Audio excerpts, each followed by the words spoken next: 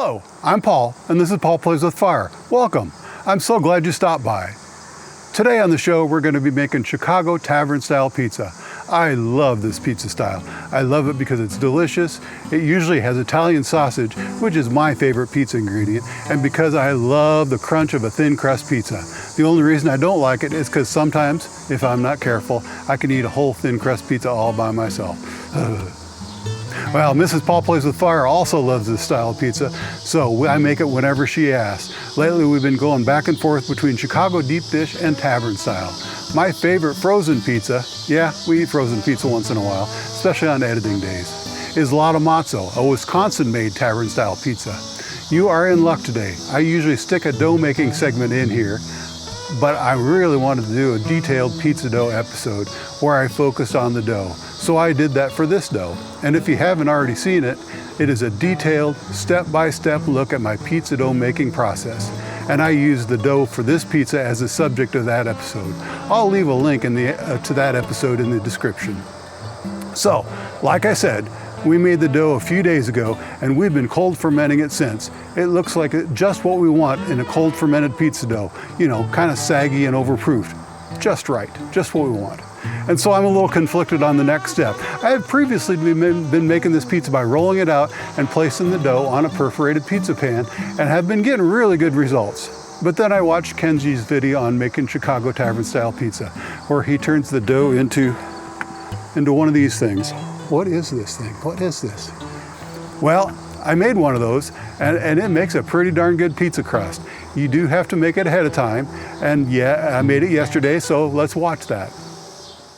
One of the ways to make Chicago Tavern Style pizza is to roll out the dough the day before, let it dry out in the open air overnight, and then make pizza with it the next day.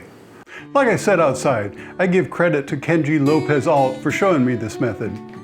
He also wrote this little book, which you might have heard of. I highly recommend it. So I was skeptical about this process at first, and I was just going to pretend I didn't see it. But I kept thinking to myself, try it, you might like it. So I tried it, and I really, really like it. Now I'm sold, and maybe by the time we get through all this, you might be too.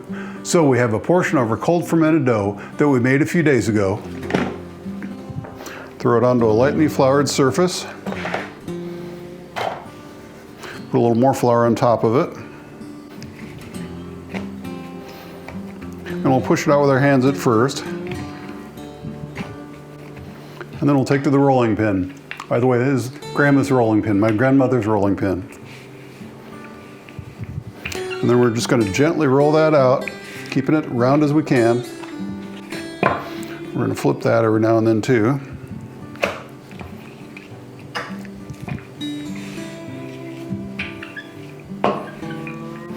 And just like with making the dough, sometimes you just need to stop and let it rest and let the dough recover a little bit and then hit it again. But just be slow and be patient. Okay, we're gonna call it good. That's roundish.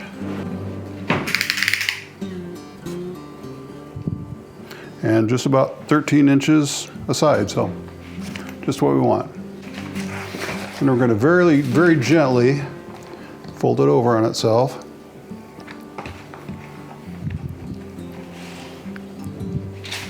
And transfer it over to parchment paper.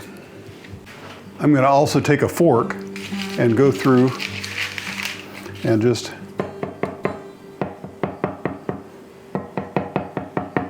perforate a little bit. It keeps the bubbles from forming. And we'll let it sit on the counter overnight on this piece of parchment paper for 12 hours or more. After the curing process, the dough is ready to use, so we'll use it tomorrow. And as I said at the end of that, the crust should cure for at least 12 hours. But I want to correct that because it took me nearly 24 hours to get these to fully cure on the countertop. I've used them at 12 hours, but they're kind of soft in the middle. And after 24 hours, they really set up well. One other advantage to using a cured crust method is that launching a fully loaded pizza is a snap. The pizza slides off the peel like butter slides in a hot pan. Okay, let's make some Chicago Tavern Style pizza. We've talked enough about the crust. Let's talk about the rest of the ingredients. We're using a locally sourced tangy pizza sauce. It is such a good sauce that I don't even try making a cooked pizza sauce anymore. With a fresh sauce, I still make my own, but for a cooked pizza sauce, this is as good as anything I've ever made, and a whole lot less work. We're also using about a half a pound of shredded whole milk mozzarella per pizza, 5 to 6 ounces of some fresh Italian sausage from a local sausage maker, a little shredded Parmesan, and some very thinly sliced onions and some diced bell peppers, and top it off with a little oregano so you know you eat in Italian. We have preheated our pizza oven to around 550 to 600 degrees, so pretty warm, but this style cooks really quick, so that's okay. And we're gonna make our pizza right on the peel. We're gonna put down just a little bit of semolina first, although I really don't think we need it to help with launching, but we'll do it anyway, just for safety's sake. We'll start with our sauce, and tavern style goes all the way to the edge. And it likes a little bit of sauce too. You spread it all the way out to the edge.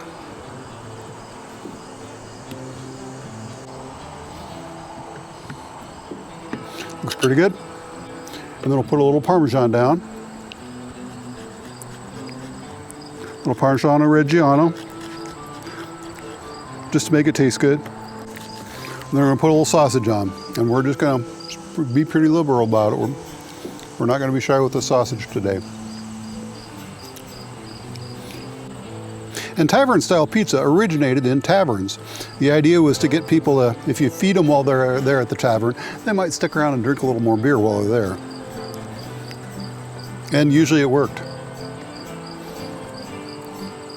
That's why tavern style is also cut into little squares so that, you know, for sharing at the table. Get one big pizza and everybody gets a little bit. That's plenty of sausage. And then we're gonna put a little bit of cheese down.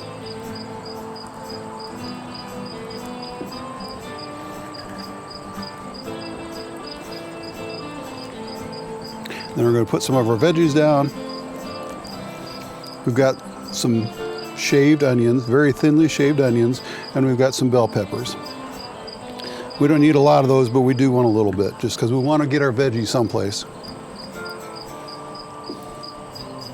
Sausage is not a vegetable. Okay, and then we'll put some more cheese down.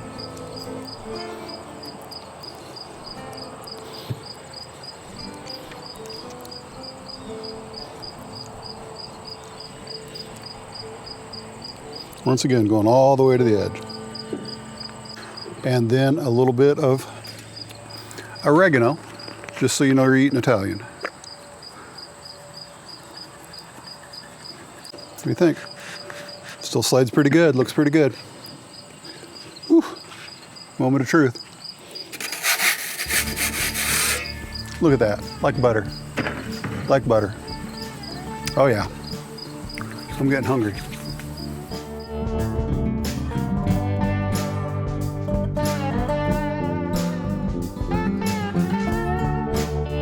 Hot pizza coming out.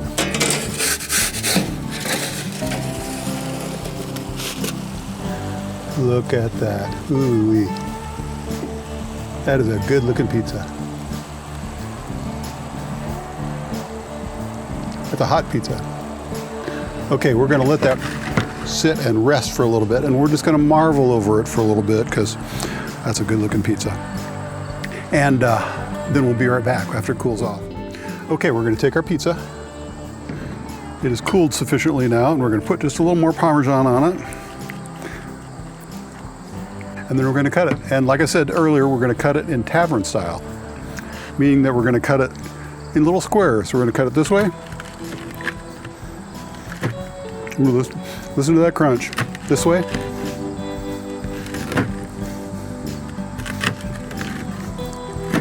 And then this way.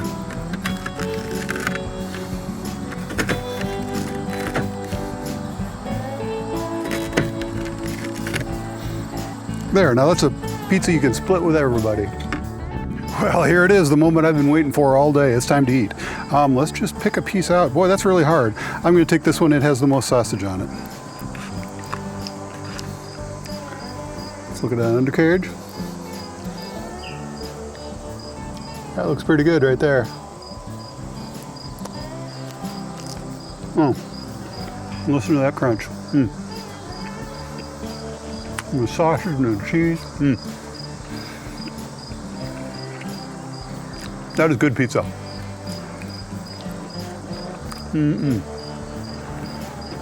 Yeah, I could eat a whole one of these.